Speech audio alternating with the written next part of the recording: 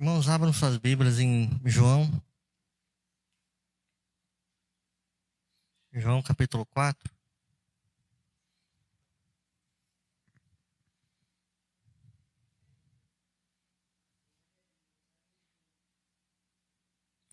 João, capítulo 4.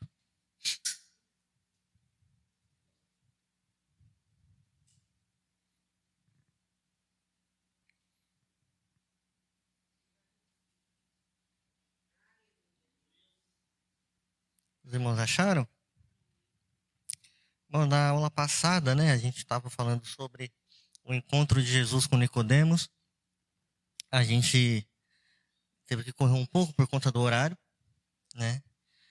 Mas, com certeza, a gente vai ter oportunidade, durante o estudo de Jesus, de trazer à memória o encontro de Nicodemos, que é um momento muito emblemático, né? O encontro de Jesus com Nicodemos.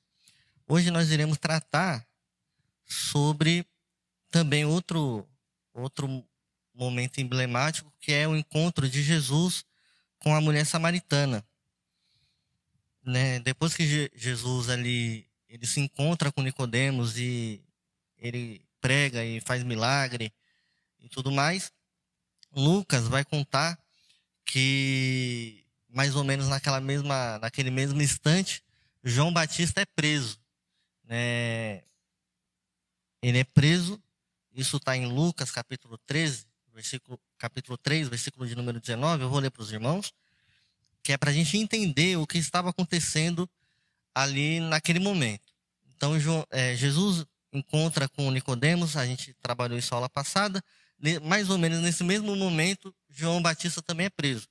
Lucas vai escrever para a gente o seguinte: mas tendo sido repreendido por João, por causa de Herodias, mulher de seu irmão, e por todos os males que fizeram, o governante Herodes ainda acrescentou a todos eles o prender João no cárcere. Então aqui João Batista ele é preso. Por que João Batista ele foi preso? Porque ele foi repreender Herodes. Por qual motivo? A gente já tinha até falado sobre Herodes, e sobre os Herodes que tem na Bíblia, né? Mas nesse momento aqui, é interessante a gente entender que havia 3 irmãos que eram ali, que reinavam, né? Que tinham suas dominâncias. Nesse momento, aquele que manda prender João Batista é Herodes Antipas. Só que essa mulher que ele se junta, que a palavra de Deus vai dizer que ele quer se ajuntar com a mulher de seu irmão, ela também era filha de Aristóbulo. Quem era Aristóbulo? Irmão também deles. Então, na realidade, ele estava querendo se ajuntar com a sua sobrinha, que também era mulher de um de seus irmãos. Então, João Batista, ele também não está só falando aqui como a palavra fala, que João ele foi contra o casamento por conta de ser mulher do irmão dele. Não só por conta disso, mas também por ser um casamento incestuoso, pecaminoso. E então a gente vai saber, vai estudar um pouco mais disso mais para frente. João Batista ele é preso. Depois a filha dessa mulher, Herodias, vai se apresentar para Herodes. O Herodes vai se agradar dela, vai falar para ela: o que você quer que eu faça para você, né? E assim ela vai para sua mãe e pergunta o que ela deve pedir para Herodes. E a mãe dela fala para ela pedir o quê? A cabeça de João Batista. E assim João Batista é morto. Então a gente tem que entender o motivo que João Batista foi primeiramente preso, né? Quando isso acontece, Jesus ele sai da Judéia, né? Até por conta que a palavra de Deus fala que não era chegada a hora de Jesus. Quando a palavra de Deus fala isso, que não é chegada a hora de Jesus, está falando da morte de Jesus. Então, naquele momento, a situação estava tão complicada que Jesus, se permanecesse ali, com certeza seria perseguido até a morte. Mas a gente já entendeu aqui que quando esse tipo de coisa acontece, não é por um acaso, não é sem querer, não é por um evento ocasional que as coisas na vida do crente acontecem. Mas ali havia um calendário de Deus, que Jesus era necessário chegar até Samaria para encontrar com aquela mulher. A gente entende que nada é movido no tempo pela mão do homem, nada é movido pela perseguição do homem, mas tudo é um plano, um decreto de Deus. Então Jesus ali, ele sai do lugar onde ele estava e vai até Samaria e ele se encontra com aquela mulher. E aí a gente chega em João, capítulo de número 4. Amém? Todos estão com a Bíblia aberta aí? Nós vamos ler de João, capítulo 4, versículo 1 até o versículo 26. Amém? Quando, pois, o Senhor soube que os fariseus ouviram que ele, Jesus, fazia e batizava mais discípulos que João, embora Jesus mesmo não batizasse, mas os seus discípulos, saiu da Judéia e foi outra vez para a Galiléia. E era-lhe necessário passar por Samaria. Chegou, pois, a Sicar, cidade de Samaria, junto à propriedade que Jacó dera a seu filho José. Havia ali um poço de Jacó.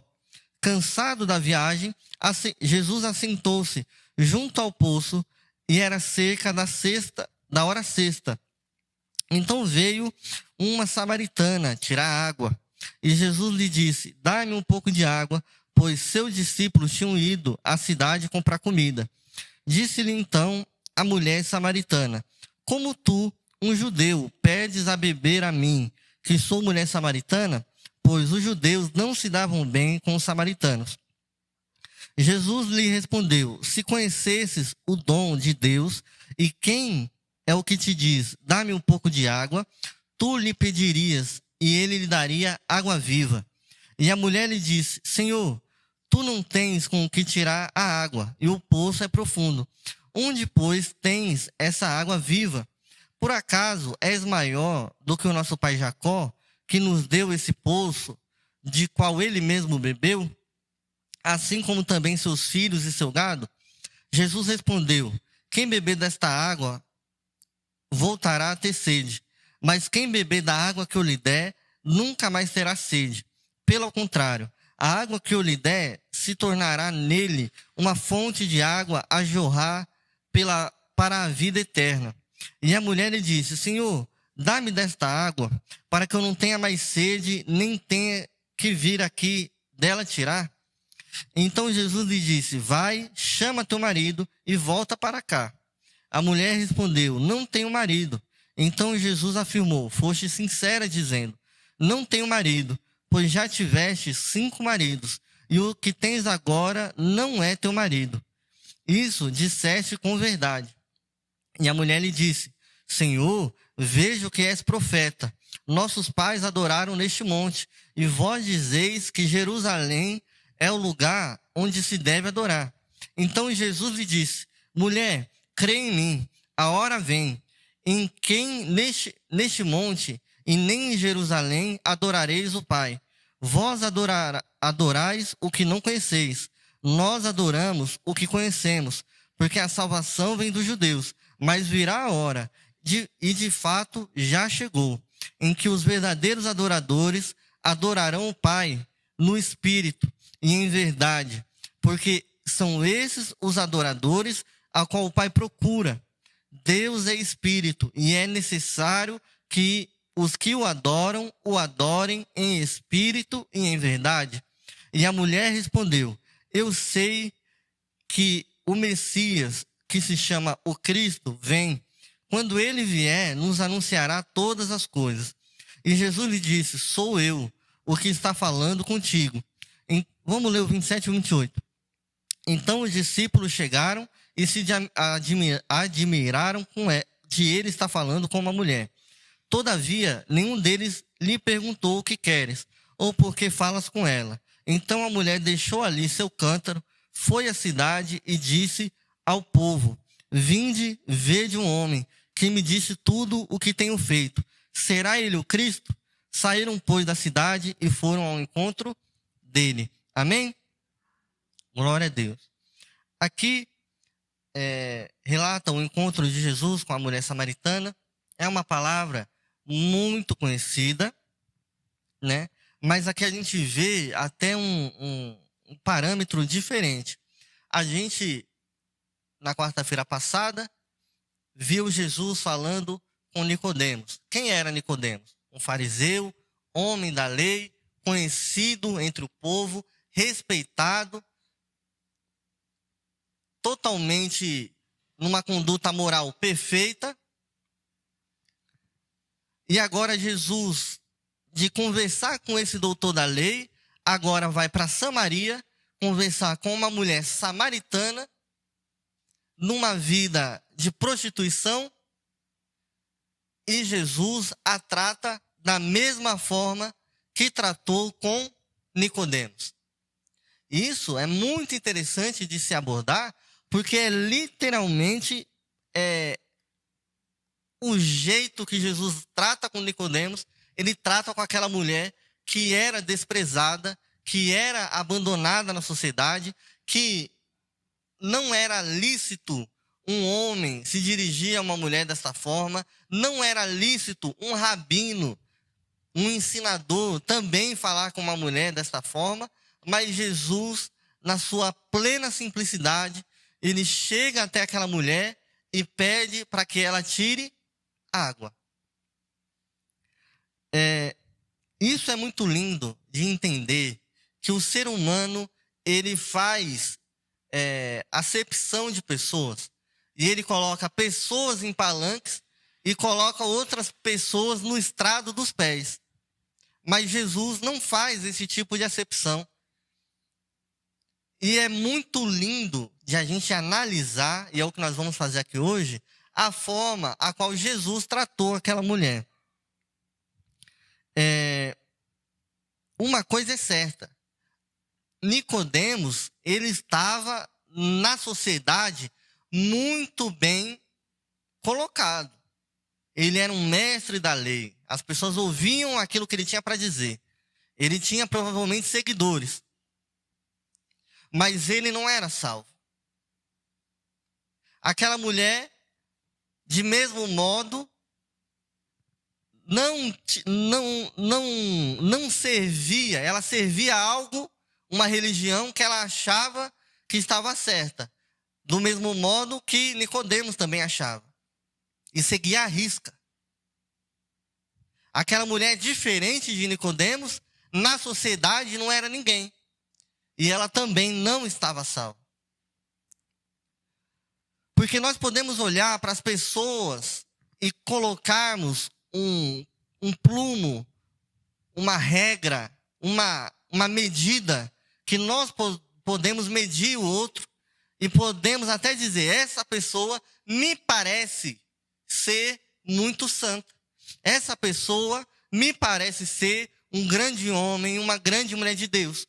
Só que nós conseguimos medir com os nossos olhos e com as nossas... eu tenho um pressentimento, eu tenho um sentimento, mas só quem mede e só quem sonda o coração do homem e da mulher é o nosso Deus. A palavra de Deus, nós tratamos também na aula passada, que Jesus não se deixava levar pela multidão e pelos elogios e pela aquela euforia da multidão, porque Jesus conhecia os seus corações e sabia o motivo que eles estavam naquela euforia e naquela ansiedade de encontrar Jesus e de falar com Jesus. Então nós devemos, irmãos, ter cuidado com as nossas análises e com quem nós colocamos em palanques altos. Nós vemos muitos crentes e nós não podemos dizer que esses crentes são crentes maduros quando eles veem um pastor, ou um líder, ou um cantor cair em pecado. E aí a gente vira e mexe, encontra com esse tipo de crente e fala, nossa, eu estou aqui acabado, eu estou aqui desolado, porque o pastor que eu gostava tanto pecou, o pastor que eu adorava tanto, que eu via todas as pregações, caiu, ou aquela pessoa que para mim era referência, foi encontrada num ambiente que não era para ser. E aí se acaba a fé, se acaba tudo. Nós devemos orar pelas nossas lideranças, pelos nossos líderes, por aqueles que carregam multidões em seus lombos, por aqueles que dobram os seus joelhos. E quando dobram os seus joelhos, não dobram os joelhos só pela sua família, pelos seus amigos próximos, mas também dobram os seus joelhos por multidões. A gente tem, eu posso dar aqui um exemplo, um pastor na Coreia do Sul. E por muito tempo, você pode pesquisar na internet, no YouTube, você vai encontrar uma das maiores igrejas de todo o mundo. Talvez os irmãos já tenham visto passar na internet em algum lugar.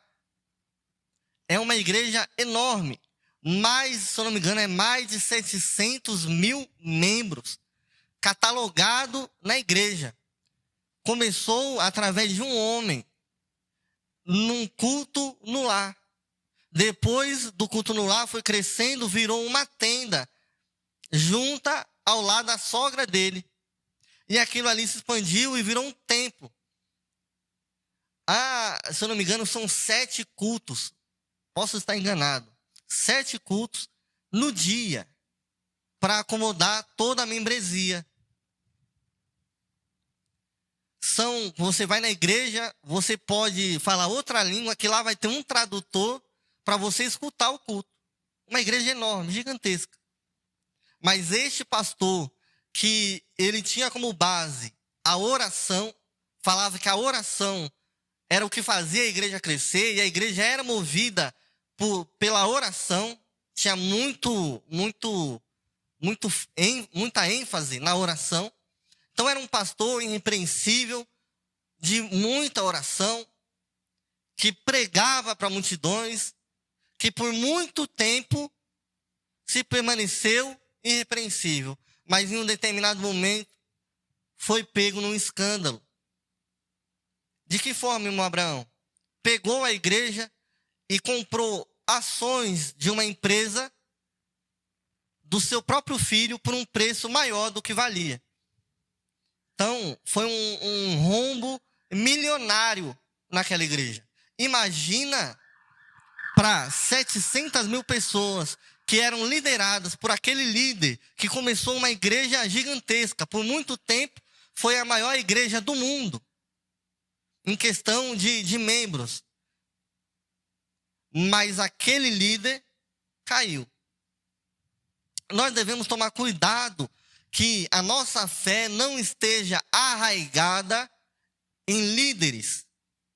Minha fé não está arraigada. Eu cresci em um lar evangélico desde criança. Meus pais sempre foram da igreja desde que eu nasci.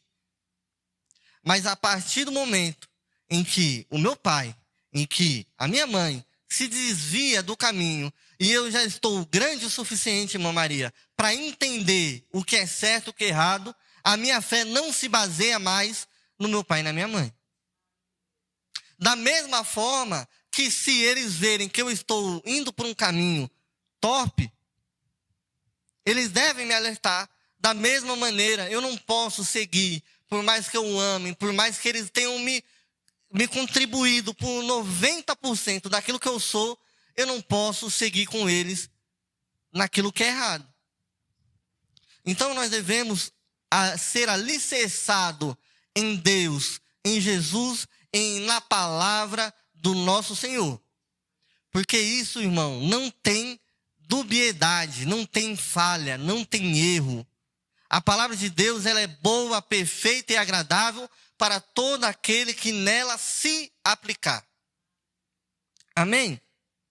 Então, Jesus, uma coisa que é interessante a gente entender, e até combina com isso que a gente quer falar sobre a liderança, Jesus naquele momento, a palavra deixa bem clara que os fariseus ouviram que Jesus estava batizando mais do que João Batista. Então, se João Batista já estava incomodando, imagine Jesus, que agora batizava mais do que João Batista. Só que a palavra de Deus vai dizer, e deixa entre parênteses, que não era Jesus a quem batizava. Quem batizava eram os discípulos. Por que que a palavra de Deus faz essa menção? Por que que João deixa isso bem claro? Até mesmo você vê que a palavra de Deus ela é perfeita. Lá em 1 Coríntios, capítulo 1, 1 Coríntios, capítulo 1, eu vou ler para os irmãos, versículo de número 12. Tem aquela palavra muito conhecida que Paulo vai dizer assim: uns dizem que são de Apolo, quem sabe dessa palavra? Outros dizem que são de Paulo. Olha o que Paulo vai escrever aos Coríntios. 1 Coríntios, capítulo 1, versículo de número 12. Vamos ler do 11. Pois, meus irmãos, fui informado a vosso respeito pelos da família de Cloé, que há discórdias entre vós. O que quero dizer com isso é que um de vós afirma: eu sou de Paulo, outro: eu sou de Apolo, outro: eu sou de Cefas, outro ainda: eu sou de Cristo. Será que Cristo está dividido? Foi Paulo crucificado em vosso favor? Fostes batizado em nome de Paulo? Olha o que Paulo vai escrever no capítulo de número 14. Dou graças a Deus por não haver batizado nenhum de vós, com exceção de Crispo e de Gaio, para que ninguém diga que fostes batizado em meu nome. O que Paulo quer dizer aqui? Que estava havendo intriga no meio do povo, estava havendo discórdia em quem tinha sido batizado por quem. Então um dizia: eu fui batizado por fulano, o outro dizia: eu fui batizado por ciclano. Um dizia: eu sou de Cefas, o outro: eu sou de Cristo, o outro: eu sou de Apolo, o outro: eu sou de Paulo. Ou seja, eu sou discípulo de Paulo, eu sou discípulo de Apolo. Havia discordância, havia discórdia no meio do povo. Agora imagine o que aconteceria se Jesus batizasse. Um poderia dizer: o meu batismo ele foi maior, porque eu fui batizado por Cristo. Você foi batizado por João, você foi batizado por outro, mas Cristo, ele é o maior de todos. Olha o que poderia acontecer. Então Jesus, ele se privava de batizar os outros, e quem batizava eram os seus discípulos. Coisa linda a gente saber que tempos depois houve confusão por conta disso. E até se a gente for parar para analisar, um certo tipo de idolatria com as próprias lideranças daquela época. Veja, você falar: eu sou de fulano, eu sou discípulo de ciclano, eu sou maior porque fulano é maior. E Jesus, naquela época, já se privou disso. Então Jesus, ele deixa a Judeia, porque provavelmente seria perseguido até a morte ali. A gente já entende que isso não é plano do homem, mas é plano de Deus. E ele vai ter que passar por Samaria. Não por um acaso, ele encontra aquela mulher. Agora a gente tem que entender, a Bíblia fala, se eu não me engano, agora a gente acabou de ler, no versículo de número 10, que o judeu não se dava com o samaritano. Por que o judeu não se dava com o samaritano? A gente sabe que quando Salomão morre, o reinado não se sustém. Então o reino é dividido. O reinado é dividido entre o reino do norte e o reino do sul. O que acontece? E acontece essa divisão. Isso, a gente está falando de 900 anos antes de Cristo. Quando chega ali em 700 anos de Cristo, antes de Cristo, o império da Assíria invade o reino do norte, que é onde ficavam os samaritanos. O povo samaritano é do reino do norte. Então eles são invadidos. E o que acontece ali? Parte daquele povo de Israel, ele é mandado embora daquelas terras, mas parte fica. Mas também acontece muita migração de povos pagãos. E aí o que é que acontece? Vai rolando casamento.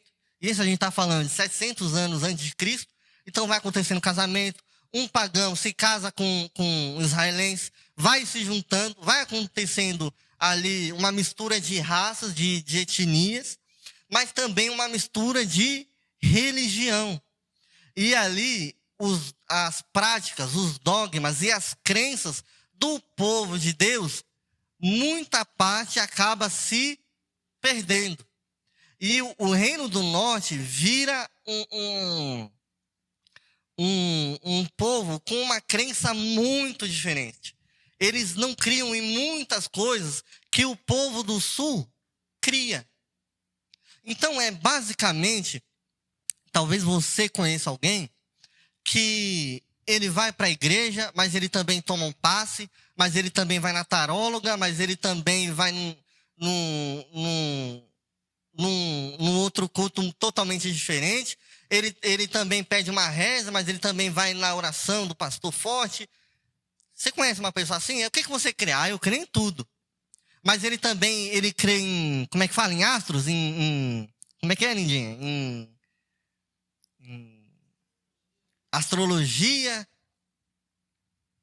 Mas ele também crê em visão, ele crê em tudo. Então, aconteceu isso com aquele povo. Começaram a misturar e a fé verdadeira se acabou. Foi deturpada. Nós devemos se arraigar naquilo que é bom, verdadeiro, que é a palavra de Deus.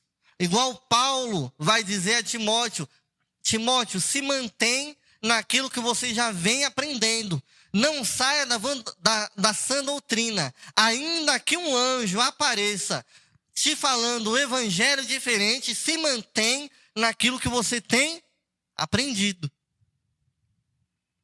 Então, acontece essa confusão com aquele povo, uma mistura, e eles perdem muito o valor da crença, da fé e dos costumes judaicos. Então, acontece essa mistura. E aí rola uma fé que a gente chama, que é essa fé que a gente fala, que é uma pessoa que crê em várias coisas, que crê em tudo, a gente chama de uma fé sincrética, que ela crê em tudo. Se você falar alguma coisa, ela acredita. Eu conheci uma pessoa que ela realmente acreditava em tudo. Você podia falar de Deus, ela acreditava. Você também podia falar em qualquer outro tipo de religião que ela acreditava, chorava. Se você falasse que existia ET, ela acreditava também. Então ela é uma pessoa que acreditava em tudo. Mesmo que para ela acreditar em uma coisa, ela tinha que descrer na outra. Mas para ela não importava, ela acreditava nos dois. Então nós chamamos isso de uma fé sincrética, né? Aí o que acontece? Isso foi no ano de mais ou menos 700 e pouco. Lá no ano de 580 acontece o exílio babilônico com o reinado do sul. O reino do norte foi invadido pelos assírios. Agora o reino do sul é levado cativo pela Babilônia. Não é isso, pastor Raildo? Por quanto tempo? 70 anos. Isso a gente já está mais habituado. 70 anos eles foram exilados, foram meio que expulsos. 70 anos depois eles voltam para Jerusalém. O que é a prioridade para os judeus quando eles voltam para Jerusalém? Reconstruir o templo que havia sido destruído. Quando eles vão reconstruir o templo, os samaritanos querem ajudar. Porque quem vive nessa vida, Denise, de acreditar em tudo, eles acham que eles são crentes. Eles acham que, não, eu sirvo a Deus, mas você também não é. Mas você também vai num lugar que diz totalmente, que é totalmente contrário. Não, mas eu também vou na igreja, então eu sou crente também. Não é? Eles acham que eles são, que eles fazem parte. Para eles não há diferença. A gente sabe diferenciar um crente verdadeiro, um cristão, de uma pessoa que é frequentadora da igreja. Não é? Mas os samaritanos achavam que eles também faziam parte daquele templo, que eles também tinham que estar envolvidos. Só que os judeus analisaram e olharam para os samaritanos e falaram: vocês não têm mais nada a ver com esse templo aqui. Aquilo que vocês seguem, aquilo que vocês vivem, não tem mais nada a ver com aquela fé originária que a gente vivia. Então, o que o povo fez? Negou a ajuda dos samaritanos. Isso vai estar lá em Neemias. perdão, lá em Esdras. E o que o povo vai fazer, né? Eles vão começar, aí começa a ter rusga, né? Porque o povo que voltou para Jerusalém, agora meio que bota o samaritano de lado e não quer muito conversar, não por questão religiosa, não por questão racial, porque agora eles são misturados, não, nada disso. Era por questão religiosa mesmo, porque não ia dar mais certo. Um iria querer adorar a Deus de uma maneira no templo que iria dar confusão, não ia dar certo. Mas os samaritanos não pegaram bem com isso. E aí começa a primeira rusga entre os judeus e os samaritanos. Começa a primeira fagulha de incômodo. E ali os samaritanos começam a querer prejudicar a construção do templo. E até chegam a atrasar a construção do templo. Porém, o templo é construído. E aí vem numa passagem que é muito mais conhecida, né? Que aí é a passagem que foi até tema de congresso aqui na igreja, de Sanbalat e Tobias. Que aí eles estavam reconstruindo o quê? Reconstruindo o quê? Os irmãos lembram? Os muros. Então, o templo foi reconstruído. Agora nós temos que reconstruir os muros da cidade. E aí, Sanbalat, quem era Sanbalat? Sanbalat, ele era um governador de onde? De Samaria. Então ele era contrário à construção dos muros e queria, a gente sabe da história, que eles eram contra a construção dos muros, desanimava o povo, vinha com palavrinhas no ouvido para querer desanimar o povo. Por quê? Porque há um bocado de tempo atrás, eles já foram contra a ajuda deles de erguer o templo.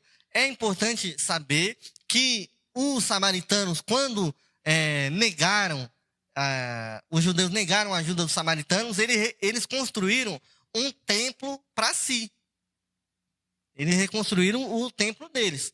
Já que eles não podiam, participar do meio do povo judeu, eles reconstruíram um templo para si. Por isso que a mulher samaritana vai dizer para Jesus: olha, a gente adora a Deus aqui, mas vocês dizem que deve adorar em Jerusalém. E nós vamos chegar aí. Mas, por enquanto, vamos se conter o porquê que o samaritano não se dava bem com o judeu. Então tá. Aí, isso a gente já está falando de Neemias 4. A gente conhece, teve congresso aqui na igreja. Estava lá a construção do templo e estava lá Sanbalat e Tobias arquitetando, colocando um plano em ação para a construção do templo não dar certo. Então, eles desanimam o povo, tentam parar com a obra, se unem com outros povos. Sabe por quê? Sanbalat, ele era governador de Samaria, mas Tobias não era. Tobias era amonita. Nada a ver com a história, mas quando a pessoa quer parar a obra de Deus, ela se une até com quem não tem nada a ver, mas tem ali, não é aquele que o inimigo do meu inimigo é meu amigo, então se junta do jeito que dá e vai todos contra o povo judeu para tentar articular uma forma de parar a obra e a construção do muro. Então veja, o povo está ali naquela situação terrível, eles já não combinam mais, eles já não se dão mais bem, eles não cultuam no mesmo lugar, eles não têm mais a mesma crença, eles na realidade se sentem prejudicados por esse povo. E aí a gente consegue entender o porquê que o samaritano não se dava bem com o judeu. Por conta disso. Por conta disso. Porque nós devemos tomar cuidado, irmão, até com aquele que não professa a mesma fé que a gente. E Jesus vai nos dar uma aula. Porque Jesus vai contra tudo o que o povo judeu estava fazendo. O povo judeu não falava com o samaritano, não andava junto, não queria perto, não se dava bem, não comia comida de samaritano, de cidade samaritana. Sim, via a comida deles como impura, não falava, não queria proximidade. Não queria proximidade. E aí Jesus vai nos ensinar algo importante e algumas estratégias que ele toma para com aquela mulher.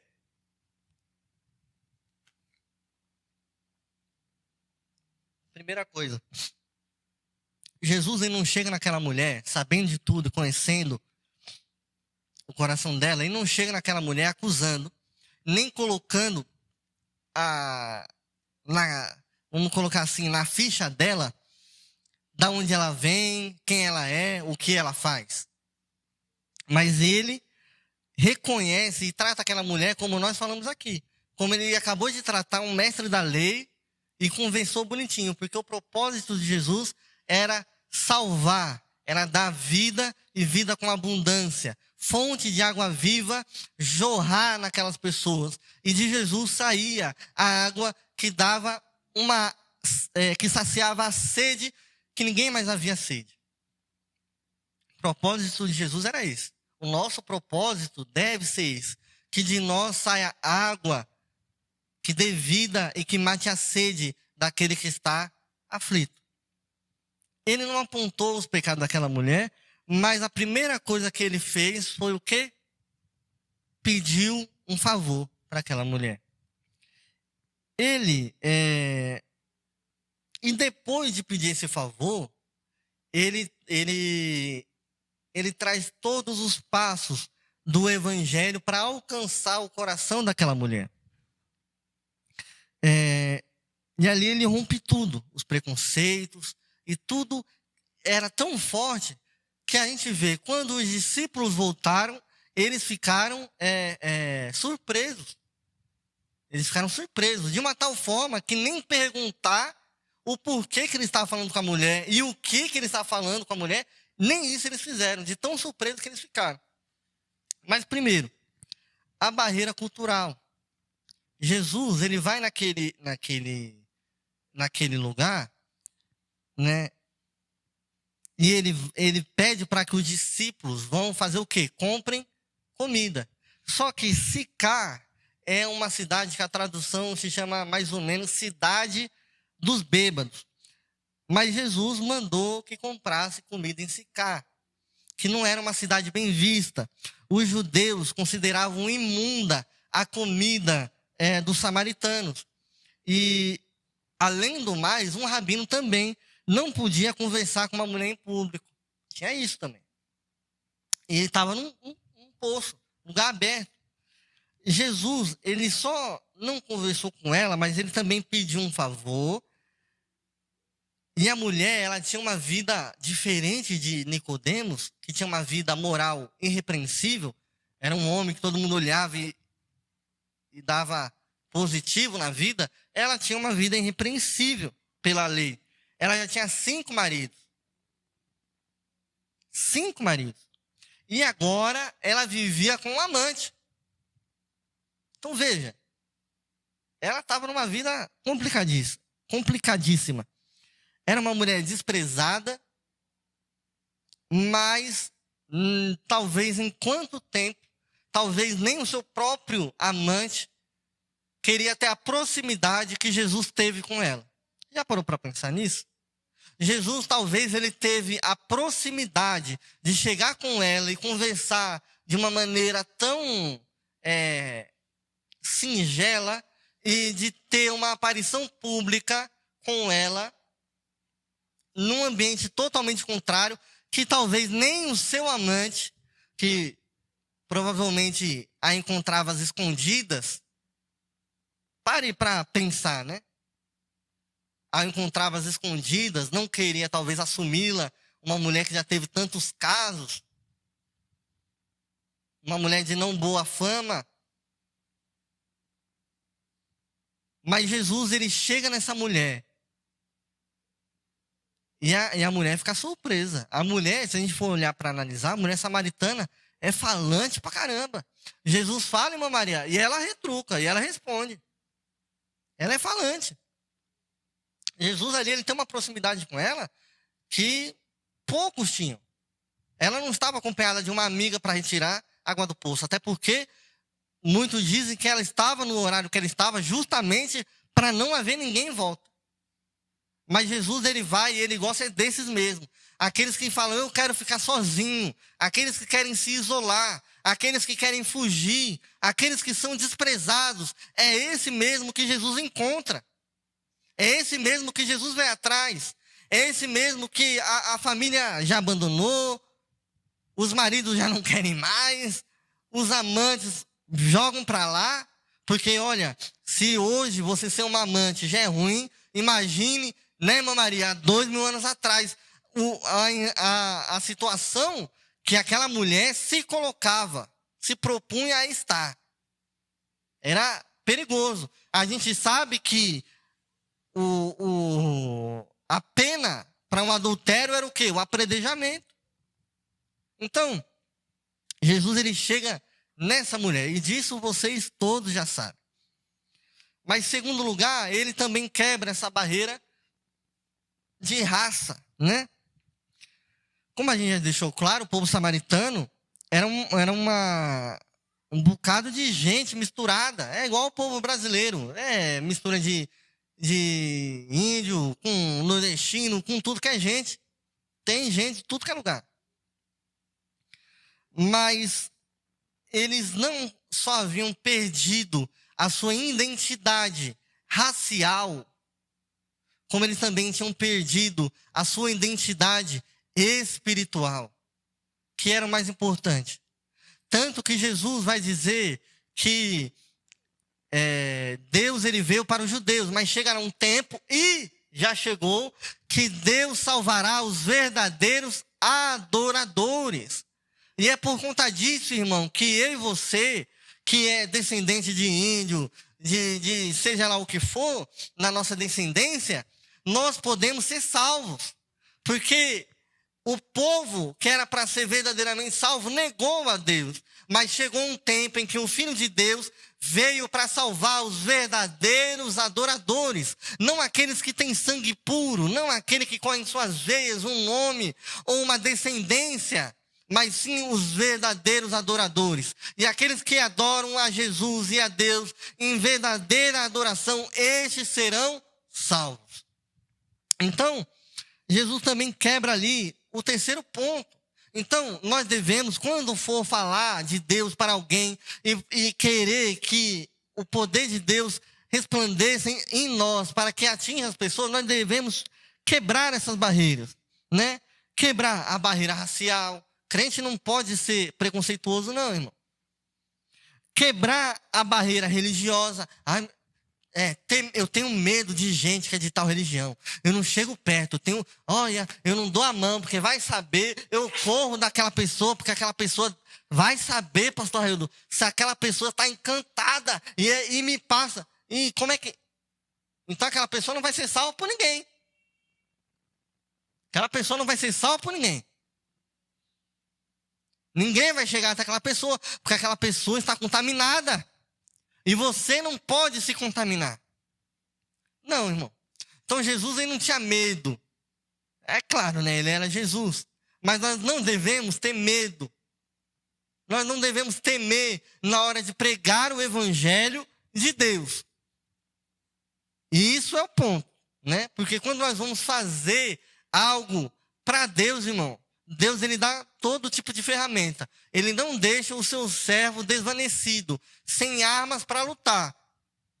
E nós também devemos estar preparados, com certeza, para se o inimigo se levantar, ele cair por terra. Como é que nós se revestimos? Com o poder da oração, com o poder do jejum, com o poder da leitura bíblica. Estamos revestidos do poder de Deus para enfrentar o inimigo.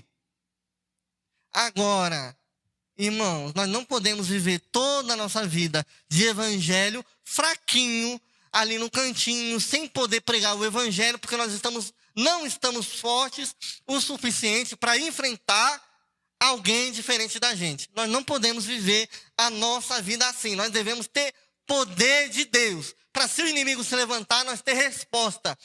Assim como nós também tratamos na quarta-feira, Quando Satanás se levantou para falar com Jesus, Jesus tinha o quê? Palavra de Deus. Jesus não inventou palavra na hora, ele foi na Bíblia e falou: olha, Satanás, isso aqui está por aqui por escrito. Quando Satanás falou: olha, ao Senhor dará ordem para se você se jogar aí, você vai ser salvo. Ele falou: olha, mas a palavra de Deus fala: não tentarás o Senhor teu Deus. Quando Satanás ele quis dar um arrumadinho na palavra de Deus, ele encobertou uma palavra, porque Satanás ele não foi 100% fiel na palavra de Deus naquele momento. Quando ele fala, na última vez, né, que ele sobe no templo, e ele fala para Jesus se atirar, ali ele encoberta, né? A gente tratou sobre isso, ele encoberta um pedacinho da palavra e ele faz um arrumadinho ali na palavra de Deus, ele não fala uma parte, mas Jesus, sabendo e conhecendo a palavra, ele fala: olha, Satanás, mas a palavra de Deus fala: não tentarás o Senhor teu Deus. Porque Satanás falou o seguinte: olha, o Senhor Deus falou que ele te livrará em todos os seus caminhos. Mas ele não está falando dos meus caminhos. Deus estava falando nos caminhos dele, nos caminhos de Deus, ele te livrará de tudo. Agora, se eu quiser me jogar no meio de um carro, não quer dizer que Deus vai mandar um anjo e fazer o carro parar. Porque isso é meu caminho. Agora, se Deus mandar eu subir a favela, Deus se responsabiliza. Se Deus mandar eu ir para qualquer lugar perigoso do jeito que for, se Deus quiser, se for propósito de Deus, eu saio, eu entro e saio e nada me toca, nada me acontece, porque é caminho de Deus. Então nós devemos estar prontos, irmãos, para pregar o evangelho a quem quer que seja. Nós não podemos ser pego na curva. Numa palavra: mas a Bíblia não está escrito isso, isso, isso. E você fica: ai meu Deus, será que está escrito mesmo? Não, deixa eu abrir o Google. Não está escrito, deixa eu pesquisar aqui. Não, nós não podemos não, irmão. Nós não podemos. Para isso que serve o quê, Daiane? A quarta-feira, para nós virmos aqui e ouvirmos a palavra de Deus e entendermos como nós lidamos com as adversidades aí de fora. Para isso que serve esse culto. Amém? E aí, Jesus ele vai lá e faz o quê, irmão? Ele desperta a simpatia daquela mulher. Porque quando ele chega e ele quebra tudo aquilo e todas as barreiras que tinha, ele quebra tudo. E aí ele traz uma simpatia para aquela mulher. Ele vai lá e pede um pouco de água. Tem um teólogo que ele vai dizer que se a gente deseja penetrar o coração de alguém, a gente pode fazer de duas formas. Uma, pedir um favor, ou fazer um favor. Geralmente, a segunda é mais eficaz, né? A gente, para acessar uma pessoa, a gente ou pede um favor, ou faz um favor. Então, Jesus, naquele momento, ele pede uma abertura para aquela mulher que estava com o coração tão fechado para ouvir Jesus. Mas Jesus, ele também vai lá e desperta a curiosidade daquela mulher. De que forma? Quando ele fala que se ela soubesse quem está te pedindo água, na realidade você pediria água para quem te pede água. E aí essa mulher fica com uma pulga atrás da orelha, né? Mas imagina, diante daquelas dificuldades, né, que a mulher samaritana coloca: olha, você, né, sendo um judeu, vem me pedir água para uma mulher, e a gente já entendeu tudo aquilo que era ali uma barreira. A mulher precisava conhecer o dom de Deus.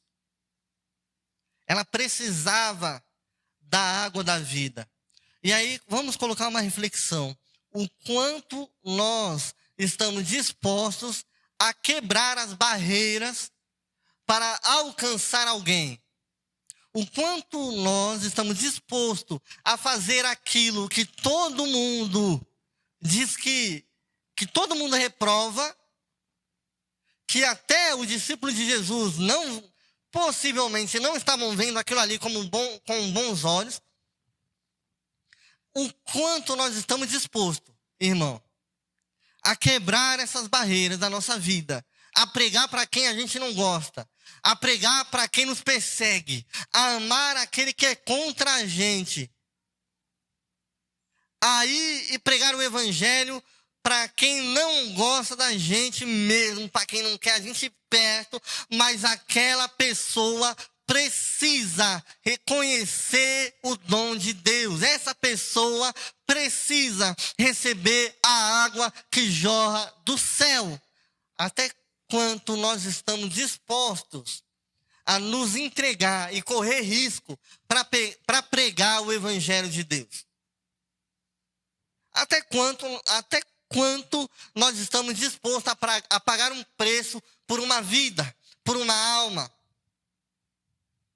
que nos persegue, que quer tirar a nossa vida, que nós não nos damos bem, irmão Abraão. Mas Jesus era judeu e aquela mulher era samaritana. Eles também não se davam bem. O que podia acontecer com Jesus se um samaritano visse ele? O que podia acontecer com Jesus se alguém quisesse o acusar ali naquele momento? Para ele não era problema. Será que para mim tem sido problema? Será que para você tem sido problema essas barreiras que os nossos amigos, os nossos parentes, os nossos irmãos mais chegados colocam? Ah, irmão, pare de falar. Ah, irmão, pare de tentar. Ah, mãe, filho, tia, irmão. Cessa, cansa, chega, acabou. O que nós devemos ter no nosso coração é: mas aquela pessoa precisa da água da vida. Talvez você tenha sido salvo por uma pessoa também que você não se dava bem. É difícil, porque poucas pessoas se propõem a pregar para quem não gosta mesmo, para quem persegue. Poucas pessoas se propõem, então é mais difícil mesmo. Mas talvez você conheça alguém aí que, eu fui salvo porque eu não gostava mesmo. Eu perseguia, mas fui salvo. Então, Jesus, ele também desperta naquela mulher o senso de necessidade. Jesus, ele foi categórico com aquela mulher samaritana. Ele falou o seguinte: quem beber desta água que eu estou pedindo para você, ele voltará a ter sede. Mas quem beber da minha água, daquilo que eu tenho para te dar, para te ofertar, para te oferecer, este nunca mais vai ter sede.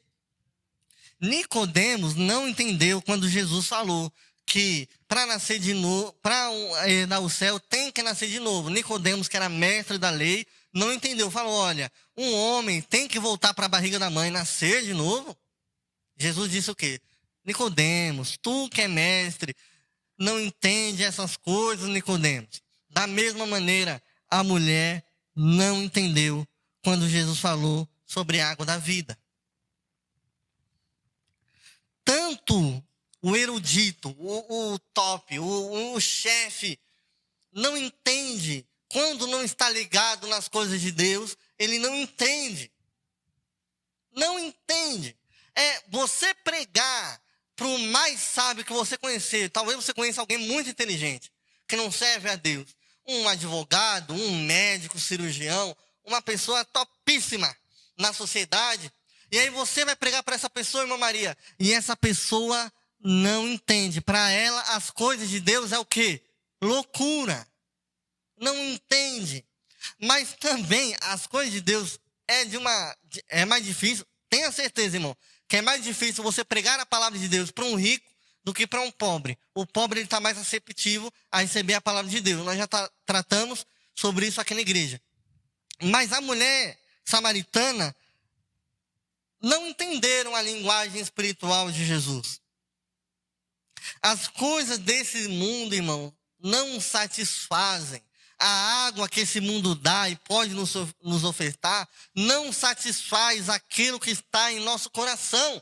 E muitos teólogos entendem que o que aquela mulher procurava realmente era satisfação. Ela tinha 5 maridos, não era por acaso. Não era por acaso. Ela procurava na sua alma, na sua vida, satisfação. E ela procurou no mundo, em 5 maridos, mais um amante, satisfação. Aquela mulher procurou em 5 maridos. Outros procuram na bebedeira. Outros procuram porque nós falamos da bebedeira, mas na glutonaria, no comer demais, nos vícios, que coisa para ser dada ao ser humano é vício. Vício em videogame, vício em televisão, qualquer coisa. O ser humano, para ele ser viciado em alguma coisa, não é muito difícil. Então, televisão, em livro, coisas saudáveis podem se tornar mal na vida daquele que é viciado. Nós já tratamos nisso aqui. Até, irmão, beber água demais, você morre de tanto beber água, irmão. Então, a palavra de Deus vai dizer que nós devemos ser moderados. Porque a partir do momento que coisas vãs e coisas aqui da terra começam a subir um nível que não deve subir, elas nos fazem pecar. Assistir uma novela, irmão, por mais que muito tempo tenha sido pregado, hoje o que mais tem é crente assistindo série, crente assistindo filme de 4 horas, 3 horas de filme. É pecado, irmão Abraão? De forma alguma. Agora, você se tornar viciado de uma forma que tem culto para ir e tem série para assistir, e eu fico em casa para assistir série, não era nem bom nem mal aquela série, ou La Casa de Papel, ou seja lá o que você gosta. Não era nem bom nem mal, era indiferente, era um lazer. A partir do momento que isso toma o lugar da casa de Deus, que você deixa de orar para estar assistindo uma série, que você deixa de orar e de fazer as coisas de Deus para fazer qualquer outro tipo de coisa, pode ser a coisinha mais boba, empinar pipa, jogar bolinha de gude, qualquer coisa. A partir do momento que você esquece as coisas de Deus para tomar lugar a essas coisas, se torna mal para a sua vida. Amém? Aquela mulher não entendeu o que Jesus dizia. Mas o que a gente pode entender, que não tem nada que um homem jogue para dentro de si, ou fumaça, ou droga, ou seja mais coisas para escutar, tudo que nós podemos jogar para dentro do nosso coração, nada pode satisfazer a nossa alma e o nosso coração de maneira plena. Só encontramos isso na água que jorra de Cristo, meu irmão. Naquilo que vem do céu, naquilo que realmente sacia a nossa alma, naquilo que nos dá verdadeira alegria e verdadeira felicidade. Salmo 23 vai dizer o quê? O que diz o Salmo 23? O Senhor é meu pastor e nada me faltará. Só que o real significado da palavra é o quê? O Senhor é meu pastor e de nada terei falta. Porque pode faltar o alimento, pode faltar um amigo, pode faltar o familiar, eu posso estar sozinho, os meus armários podem ter só aranha e teia de aranha, a minha geladeira pode não ter nada e só água, mas estando em Deus eu não terei falta, porque o Senhor supre as minhas necessidades e nele eu estou pleno. Porque se for, irmão, para eu morrer de fome aqui e eu estiver com meu coração em Deus, eu irei para o céu. E nisso a minha alma se deleita. Agora a minha alma não pode se deleitar, irmão, com o armário cheio, não pode se deleitar com a conta bancária cheia, não pode se deleitar num aniversário com muitos amigos. Porque a palavra de Deus fala que chega o dia de bênção, mas também chega o dia da provação, para que um homem não entenda qual será o seu próximo dia. Então imagine se a nossa alma está deleitada nessas coisas e nós estamos top, nós temos dinheiro, nós temos tudo, mas chega o dia da aprovação, nós não temos nada. A nossa fé está firmada nas coisas e junto com as coisas vai a nossa fé. Agora quem permanece e é fiel para sempre é o nosso Deus. A partir do momento que nós colocamos a nossa fé e deleitamos a nossa alma e o nosso coração em Deus, Ele se permanece fiel até o dia da nossa morte e pela eternidade, meu irmão.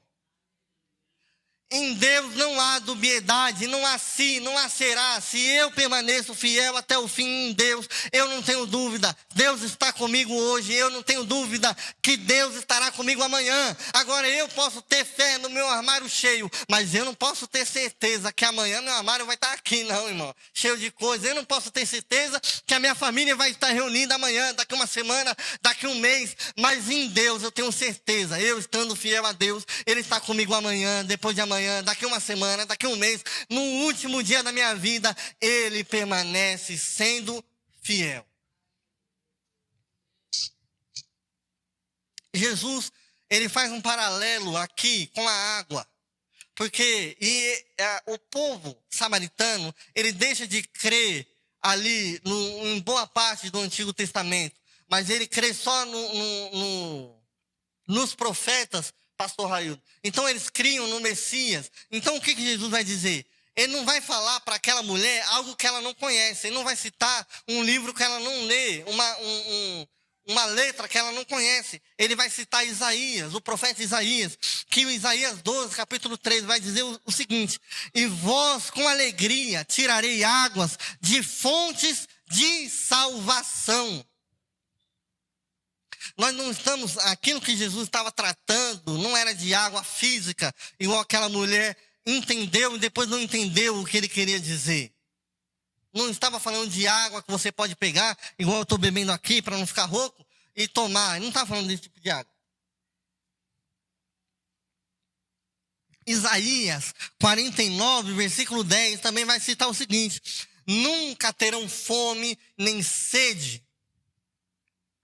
Em Isaías 44, versículo de número 3, vai dizer o seguinte: porque derramarei água sobre o sedento e rios sobre terra seca. Derramarei o meu espírito sobre a tua posteridade, a minha bênção sobre os teus descendentes. Então Jesus, ele não estava fazendo um paralelo que aquela mulher não pudesse conhecer. Se aquela mulher fosse firmada até no templo que não pregava a palavra de Deus, ela iria conhecer sobre o que Jesus estava falando. Agora aquela mulher estava sedenta. Talvez eu e você, muitas das vezes, chegamos aqui nessa igreja sedentos. Muitas das vezes, ou talvez você tenha chegado um dia da sua conversão sedento, mas você não sabia, né, Daiane, que estava realmente sedento de uma água que somente Jesus podia dar, pastor Raildo. Talvez eu e você fomos salvos verdadeiramente num dia que nós estávamos como uma terra seca. Mas o Senhor derrama sobre todo aquele que está sedento da água da vida, irmão. E tem gente sedento no seu trabalho, o seu vizinho está sedento, na sua casa tem gente sedenta, nesta congregação tem gente sedenta, irmão. Até aquele que você julga ser crente, até aquele que você julga ser mais crente que você, muitas das vezes está sedento da palavra de Deus, do poder de Deus, do manancial, do Espírito de Deus.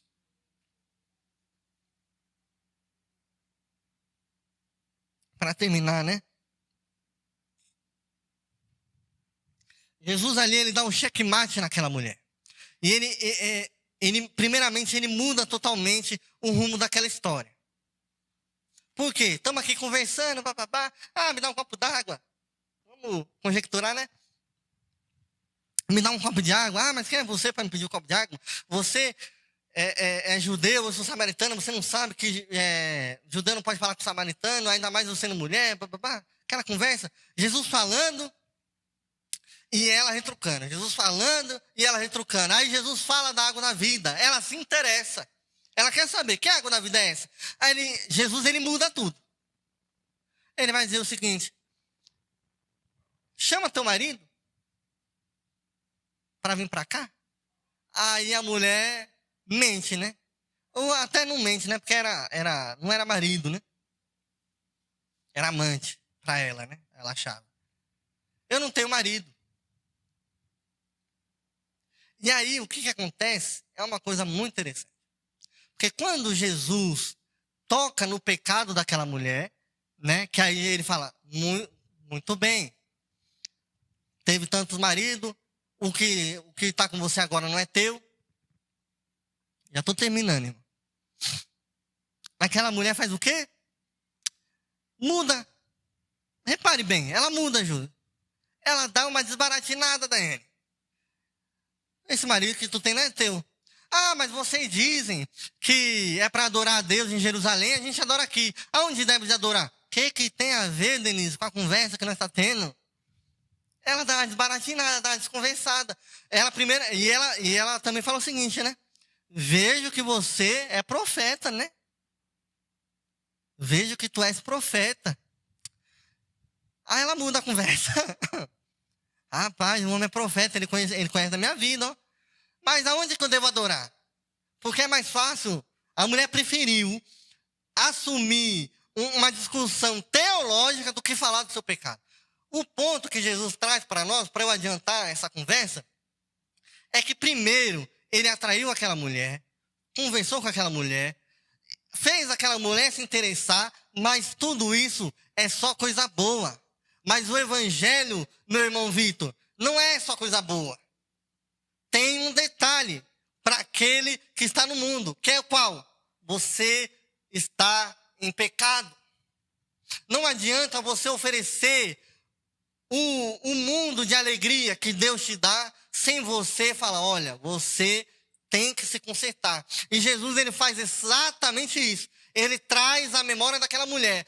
Para você receber o que eu tenho para lhe dar, você tem que abandonar a sua vida de pecado. A mulher, então, tão falante, se cala. Porque quando Deus escancara aquilo que está dentro de nós, é ou não é? Não tem glória, não tem aleluia, não tem pulo, né, irmã Maria? Não tem nada. A gente se cala, porque Deus está tratando em cima da gente. E aquela mulher que toda hora Jesus falava e ela retrucava, ela se calou. Jesus tocou no pecado dela. Muitos... E aí quando ele vai falar, e ele responde à mulher, né? Sobre a questão da adoração. Em qual templo? Porque foi montado 2 templos, né? Jerusalém, e eles montaram um deles. E ele vai falar, olha, a salvação veio para os judeus. Mas chegará o tempo, e já chegou, que Deus salvará os verdadeiros adoradores. E aí ele quebra a mulher. Porque, então não é para adorar nem lá nem cá. Eu tenho que adorar de espírito em verdade. Em espírito em verdade. Os verdadeiros adoradores, irmãos, são aqueles que adoram o Pai em espírito e em verdade. O profeta Isaías, ele já demonstrou um desgosto muito grande pelos falsos adoradores, por aqueles que são bonitos, estão com um terno de linho, aqueles que falam bem, aqueles que pregam bem, aqueles que louvam bem, mas no fundo são sepulcro caiado, é sino sem badalo. Não podem até visualmente estarem adorando a Deus, mas não adoram em espírito. O espírito não está ligado com Deus, não adoram em verdade. Lá em Isaías, ele vai dizer isso, né? Que o povo de Israel honrava a Deus com os seus lábios, mas o seu coração estava distante de Deus. Olha só que forte. Aí na mesma linha, Amós vai ser contundente quando escreve em nome de Deus, né? Amós escrevendo em nome de Deus. Eu detesto e desprezo as vossas festas, não me agrado das vossas assembleias solenes. Afastai de mim o som dos vossos cânticos, porque não ouvirei as melodias das vossas liras. Olha só, Deus, irmão, se tem uma coisa que Deus abomina, que Deus rejeita, que não chega nem pertinho do Pai, é uma adoração que não é verdadeira, é uma adoração que não tem fé, é uma adoração que não é em espírito nem em verdade, é uma adoração para mostrar para os outros, é uma adoração para agradar os outros. Deus rejeita esse tipo de adoração.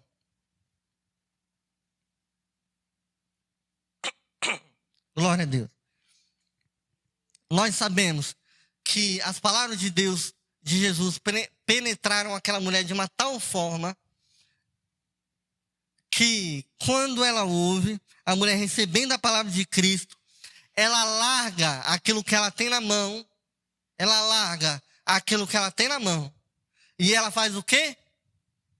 Corre para a cidade, para anunciar que tem um homem que revelou as minhas coisas secretas, e ele pode ser que seja o Cristo. Quando alguém recebe verdadeiramente a palavra de Deus, o seu coração queima para espalhar, irmã Maria, aquilo que ele recebeu. Eu recebi uma coisa muito boa. O que eu recebi, o que eu recebo na quarta-feira, irmão, vai evangelizando aí, vai chamando gente na quarta-feira, vai chamando gente na sexta-feira, porque aquilo que eu recebo na sexta-feira é muito bom. Aquilo que eu recebo na Santa Ceia é muito bom. Aquilo que eu recebo no domingo é muito bom. E eu preciso compartilhar aquilo que Deus fez por mim. Eu preciso que outras pessoas também recebam. Ela larga aquilo que ela tem na mão, ela não consegue falar mais nada, ela sai correndo ao encontro do povo. E ali, o que ela faz? Quando ela faz isso, ela quebra barreiras. Ou não quebra? Mulher rejeitada, mulher que ninguém quer perto, mulher que todo mundo foge, mulher que no pleno sol rachando, ela vai buscar água. Mas quando ela ouve a palavra de Deus, não é as pessoas que vão até ela que é perseguida, vai até as pessoas. E ela não se importa com o que as pessoas vão dizer, porque o evangelho encontrou e bateu na sua porta, e ela abriu e foi saciada. E ela vai para onde? Para os meus perseguidores, para os meus acusadores, para as pessoas que provavelmente podem querer me tacar uma pedra e me perseguir, mas eles precisam ouvir a palavra de Jesus. Isso, meu irmão, é ser realmente alcançado pela graça de Deus. É largar o nosso cântaro, é abandonar nosso lugar de vergonha, ser transformado de uma tal maneira que aquela mulher que fugia de gente, agora correu para cima deles. Isso é ser transformado por Jesus, amém? Assim agradeço a oportunidade.